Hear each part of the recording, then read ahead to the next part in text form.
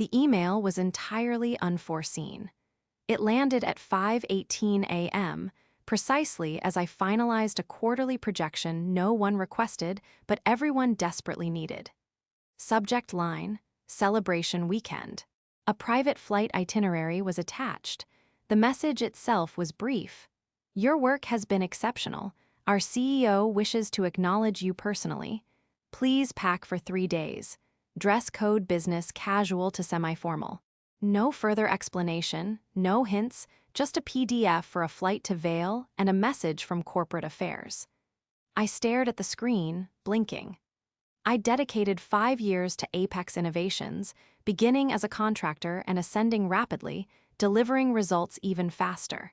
I'd grown our analytics department from 2 interns and a faulty Tableau license into a multi-million-dollar intelligence hub supporting 42 enterprise clients.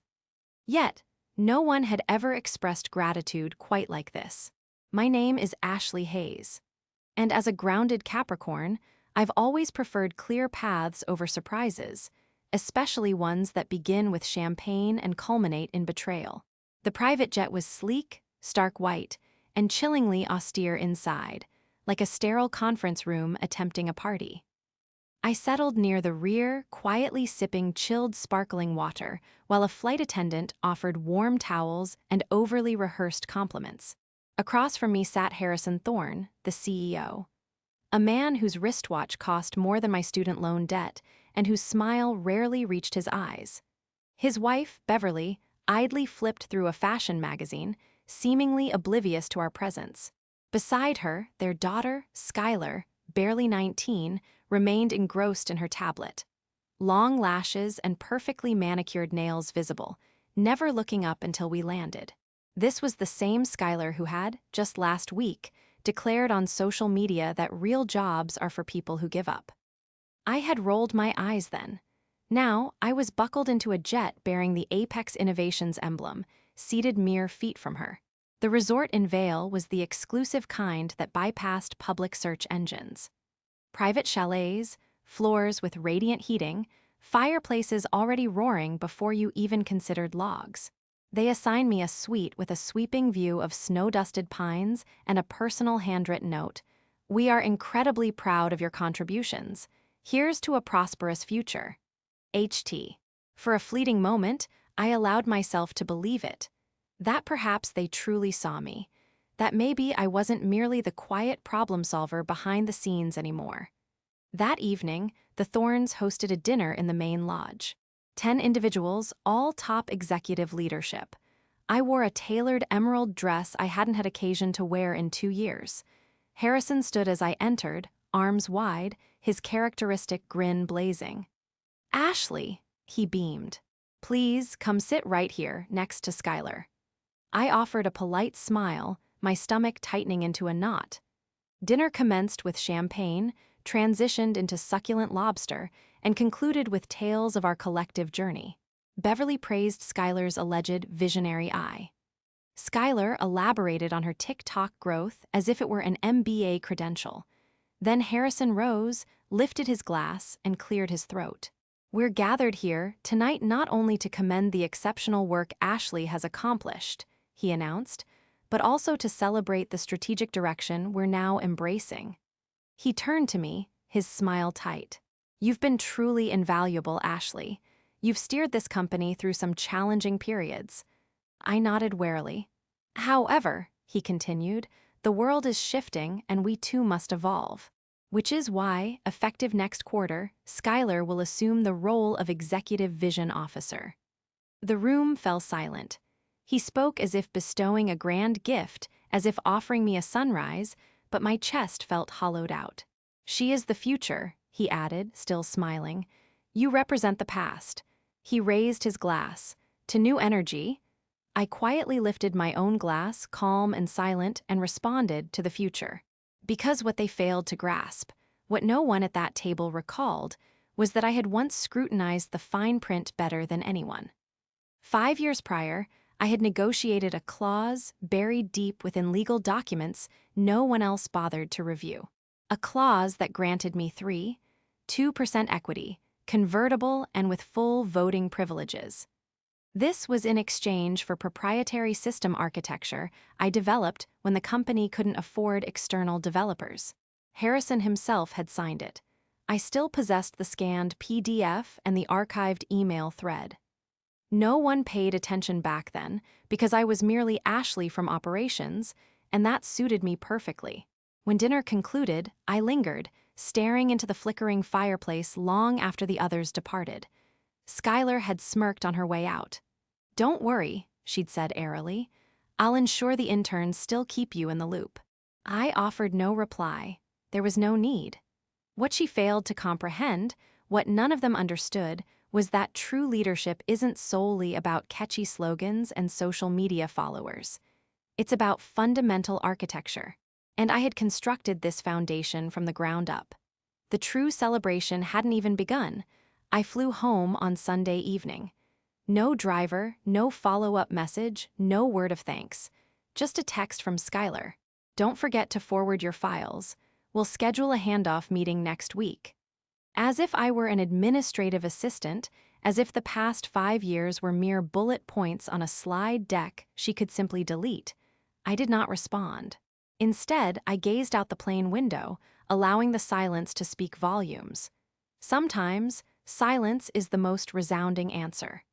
Monday morning, I entered Apex Innovations HQ as if it were any other day. No farewell party, no company-wide announcement, just a few hesitant half-smiles from colleagues who had clearly heard whispers but didn't know how to inquire. Marcus from Product offered a subtle nod. Chloe from Compliance avoided my gaze. I made my way to my office, still mine for now, and sat at the same desk where I'd once sketched our inaugural predictive model on a napkin. I opened my laptop. My credentials still functioned.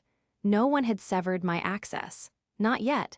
My inbox had already begun to shift. Skylar had forwarded an email chain with the subject line, "Marketing Refresh Strategy, Next-Gen Positioning." It overflowed with corporate jargon. Authenticity, disruption, brand reimagination, yet contained no mention of our clients, no reference to the analytics platform I'd painstakingly built, no understanding of how our existing legacy systems actually functioned. That's when I opened a folder labeled Foundations Archive. Inside was everything they didn't realize I still possessed. Back in 2018, we were teetering on the brink of collapse, 2 quarters away from insolvency. Unable to afford third-party tools, I constructed our internal dashboard suite from scratch. The agreement was straightforward. If I built it quickly, Harrison would grant me a stake. He even personally typed it, 2% in Class B shares with voting privileges, contingent upon the system proving viable. I still held the contract. It wasn't hidden in legal jargon. It was clean, precise, and signed. At the time, I perceived it as a symbolic gesture of appreciation. But when the company secured its Series B funding the following year, my 2% transformed into substantial capital. By the time Skylar was learning to upload YouTube videos, I was stabilizing revenue pipelines during the pandemic. And yet, they were poised to erase me like chalk from a boardroom wall. I spent the remainder of Monday quietly downloading documentation, not because I planned a lawsuit, but because I knew leverage would be essential. Then I drafted a message to our general counsel. Subject: clarification on shareholder voting rights. My message was concise. Per 2% Class B shares granted 2018, attached. Please confirm voting procedure if strategic leadership changes are made without board resolution. He replied 47 minutes later. "Hi, Ashley. Reviewing now. Thank you for raising this." That's when I realized they had genuinely forgotten, because if they had remembered, legal would have blocked my access before I even reached my desk. On Tuesday, Skylar glided in as if she'd been born in a boardroom. She was in my office before I'd even finished my first coffee. "Hey," she said brightly, perching on the edge of my desk like a sorority president distributing party invitations. "I'm organizing a vision workshop for Friday.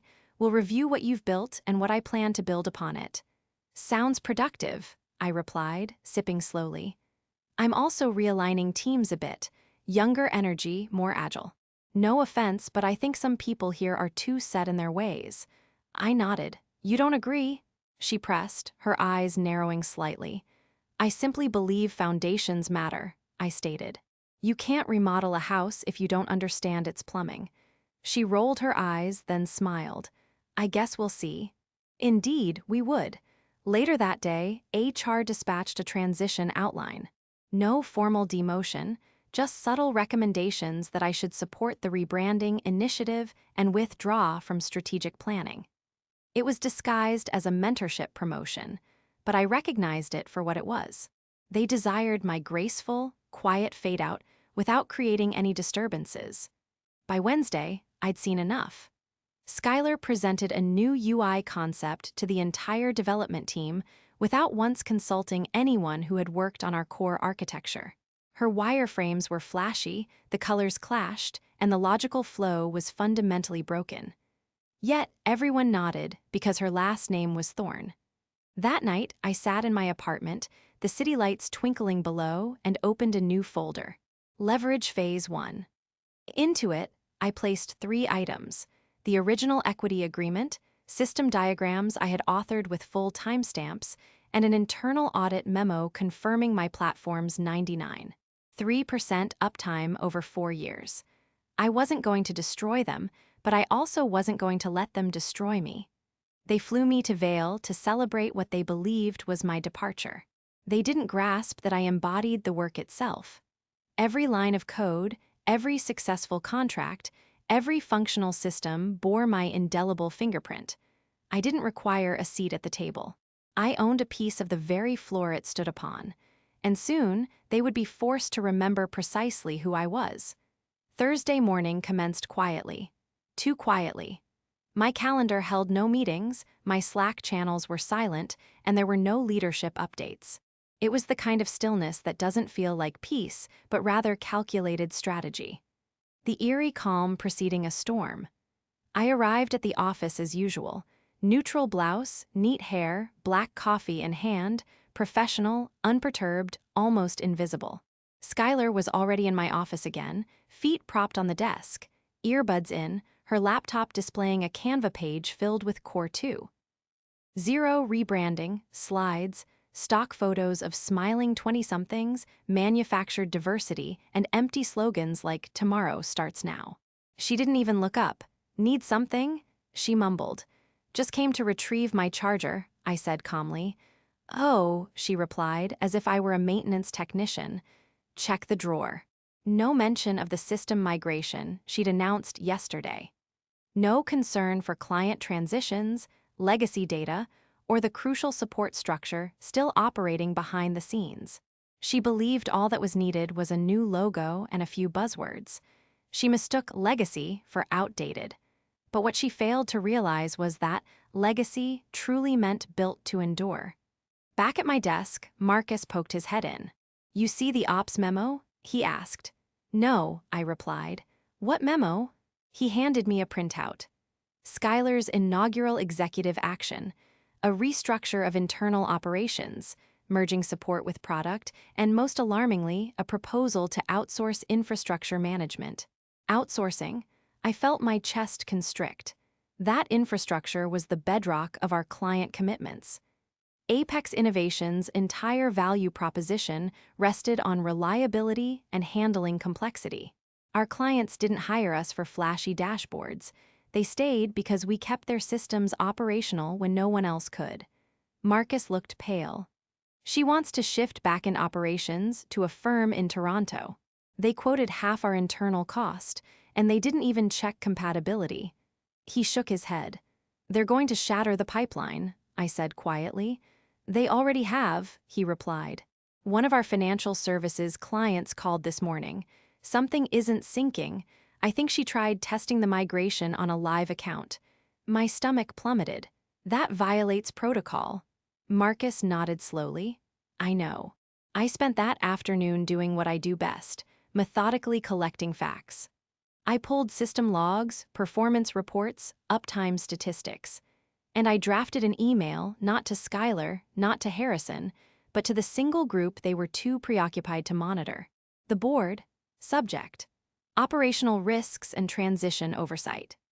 I attached proof of the live migration test that disrupted client data, a Slack screenshot clearly showing Skylar giving verbal approval with no proper documentation, and internal records that had flagged the new vendor as non-compliant in a 2021 audit.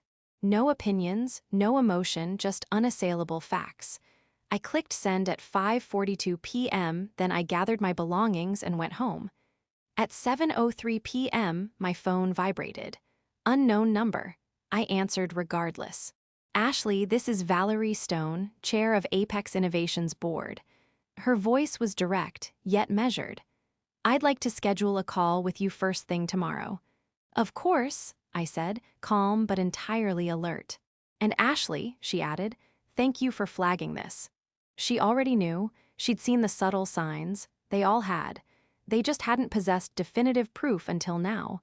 Friday's all-hands meeting proceeded as if nothing was amiss. Skylar stood at the front in full TED Talk mode. New colors, new values, even a fresh slogan, where legacy ends, the future begins. I nearly laughed aloud. The sheer irony. The very system she was standing on, the data feeding her demonstration, was still meticulously crafted by me. She didn't even know how to access the status logs. She couldn't distinguish real-time metrics from a simulated report, and I knew that because I had built the system to flag fakes. I watched its warning light blink red as her presentation went live. After the meeting, she paused by my desk. You seemed unusually quiet today, she remarked, her smile too broad to be genuine. Don't worry, we'll eventually find something that suits your skill set. I looked at her and said nothing, because just behind her, striding calmly down the corridor in a navy suit and heels, was Valerie. She passed Skylar without a word and stopped at my desk. Ashley, she said, could I borrow you for a few moments? Skylar turned slowly, confusion spreading across her face. I rose, nodded once, and followed Valerie down the hall. We settled into a private conference room. The curtains were half-drawn, the lighting soft. Valerie opened a slender folder and looked at me. Everything you submitted checked out, she stated. You've been holding this company together longer than anyone truly acknowledged. I didn't speak. I didn't need to. We're convening an emergency executive session next week, she continued. I want you there. You'll brief the board directly. I exhaled slowly. For the first time in weeks, I felt it. Not victory, not vengeance, but something far deeper. Profound recognition. Monday dawned colder than usual. Not outside, but within the building itself. A perceptible shift in the atmosphere, the kind you can't quite explain but feel in the way people avoid eye contact or whisper behind coffee cups. The usual office buzz had vanished. The typical Monday morning banter replaced by a cautious silence. No more jokes about Skylar's vapid slogans, no more loud greetings, just tightly controlled breathing. I arrived early, as always. Marcus was already at his desk. He gave me a small nod, the kind you exchange with someone just before a storm breaks. On my desk sat a sealed envelope. No sender listed. Inside was a single sheet of cream paper with an Apex Innovations letterhead. Invitation to executive session. Confidential. Tuesday, 10 o'clock a.m. Boardroom B attendees. Board of Directors, Legal Counsel, Ashley Hayes, Interim Advisory Oversight Provisional. No Skylar, no Harrison. The remainder of Monday passed in slow motion. Around 11:30, I observed Skylar walk past my desk, phone pressed to her ear, eyes darting nervously. Her smile was gone. By noon, she'd convened a leadership sync with the department heads. I wasn't invited. Neither was Valerie, but Marcus was. He returned 40 minutes later and sat at my desk like someone desperately trying not to appear panicked. She's scrambling, he whispered. She said anyone resisting the restructure is slowing innovation. She even suggested replacing the entire infrastructure team with newer talent. I blinked slowly. She doesn't realize half the infrastructure team built the very system she's standing on, I said. Marcus nodded. She also mentioned bringing in external branding consultants. High cost, fast turnaround. They're hemorrhaging capital, I stated flatly. And she doesn't realize the burn rate is clearly visible to the board. She thinks she has time. She doesn't, he confirmed. That afternoon, I met with Valerie in a small conference room on the 18th floor. She had a notepad, a black pen, and absolutely no time for small talk. We'll begin with a review of Skylar's decisions over the last 30 days, she stated. I want you to present a factual sequence. Client interruptions, procedural breaches, budgetary anomalies. No personal comments? I inquired. She shook her head. We'll let the data speak. We're not here to humiliate her. We're here to protect the company. I understand. She looked at me carefully. You've handled this with more grace and strategic foresight than most executives I've encountered. Thank you, I said. But grace is not synonymous with silence. Valerie's mouth twitched, a faint hint of a smile. Tuesday arrived with heavy clouds and the weight of long-buried truths. I walked into Boardroom B at precisely 9:59 a.m. Valerie was already seated. So was Darnell from finance, Angela from legal, and two external observers I didn't recognize, likely advisors or potential partners. Harrison entered 5 minutes late, pale and rigid. He sat at the far end, hands folded, uttering nothing. Skylar did not appear. Valerie opened the session calmly. We are here today to assess the transition strategy and its impact on operational continuity. Ms. Hayes has provided data for review. I stood and connected my laptop. No speech, no emotion, just a clear timeline of cause and effect. Live migration without testing protocol. Client Delta's service interruption. Unauthorized outsourcing request with a previously flagged vendor. Projected Q3 overages due to external rebranding bids. Internal morale decline supported by HR's own employee engagement pulse check. When I finished, I stepped back and closed the laptop.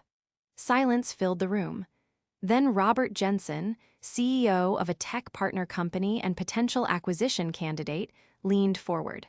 Ms. Hayes, he said, are you aware that Skylar requested full transition control in upcoming integration discussions? My eyes flicked to Valerie, then back to Robert. I'm aware now. She sent over a pitch deck suggesting full replacement of all legacy systems. No mention of who built or maintained them. That's a critical omission, I stated. Robert nodded. It was noted. After the meeting, Harrison stopped me in the hallway. His shoulders sagged. He looked smaller than I remembered. I never intended for it to escalate this far, he said. You also didn't stop it, I replied. He nodded slowly. She's my daughter. I understand, I said, but I was your partner and you forgot that. He offered no response. As I turned to depart, he added, they're going to remove her, aren't they? That's not my decision, I said, but you should prepare her. That evening, I went home and retrieved the file I kept in the bottom drawer, simply labeled Build Phase 2018. Inside was the architecture diagram I'd sketched in pen 5 years ago. No software, no automation, just lines and logic on paper. It was still valid, still operational, and still fundamentally mine. I took a photo of the page and saved it under a new folder. Legacy equals value. Because they can replace titles, they can change logos, but you cannot replace the people who constructed the very skeleton of something and sustained it through every storm. Wednesday morning felt distinct. People weren't whispering anymore. They were observing. The office atmosphere had shifted, not with fear, but with palpable anticipation. Every movement seemed deliberate, every conversation measured. Skylar hadn't appeared that morning. Her name was still on the whiteboard in what used to be my office, but her chair sat empty. Rumors had begun circulating before noon. That the board had frozen her transition plan, that legal had requested her to pause all strategic directives, that she'd left crying the previous day. None of that originated from me. I hadn't uttered a single word. I didn't need to. By now, the system was articulating my message for me. At 11:00 a.m., I met Valerie in a quiet corner of the executive floor. We've scheduled a full vote for Friday, she said, her tone cool and professional. On formalizing the advisory team and removing Skylar from interim leadership. I nodded once. You have the numbers. We do, she affirmed. After yesterday's presentation, two of the undecided members flipped. One stated he couldn't believe Harrison signed off on any of this. He didn't, I clarified. He just didn't stop it. Valerie studied me. You could have made this public, leaked it, detonated the entire situation from the outside. I don't wish to destroy Apex Innovations, I said quietly. I just wanted them to remember what it truly is. She looked down at her notes, then closed them. We'll want you in the room. Back on the floor, I returned to my desk and opened my inbox. One message stood out. Subject: concerned client requesting escalation. Sender: Brittany K., client success. Hi Ashley, just got off a call with client Delta. They're reporting instability in the dashboard. They say it's not syncing overnight reports. Said they've reached out twice this week and gotten vague answers. Do you know what's going on? A chill ran down my spine. Delta was one of our oldest clients, one I had personally secured back when we were struggling just to make payroll. Losing them would send an unequivocally negative signal to every watching client. I opened the backend monitor and pulled the sync logs. Sure enough, 3 failures in 4 days, all linked to a patch Skylar's team had pushed live without routing through quality assurance. No rollback, no escalation chain. They assumed no one would notice, but clients always notice. I called Brittany directly. Get me 10 minutes with their lead. I'll take the call personally. Already scheduled for 2 p.m. She said, they requested you specifically. Of course, they did. At 1:58 p.m., I closed my office door. At 2:00 p.m. sharp, I was face-to-face with Client Delta's head of operations via Zoom. I appreciate you joining the call, Miss Hayes, he said, his voice clipped. I'll be blunt. If this instability isn't resolved by Friday, we're terminating our contract. I didn't flinch. You're absolutely right to be frustrated, I said, and I'll take full responsibility for restoring the system. You're not even listed on the current leadership roster anymore, he pointed out. I met his gaze. Yet, here I am. There was a pause. We don't want to leave, he finally said. We just want what we were promised. And you'll have it. After the call, I rolled back Skylar's faulty patch and reactivated our original sync tool, the one I had built by hand when Apex Innovations was still operating lean.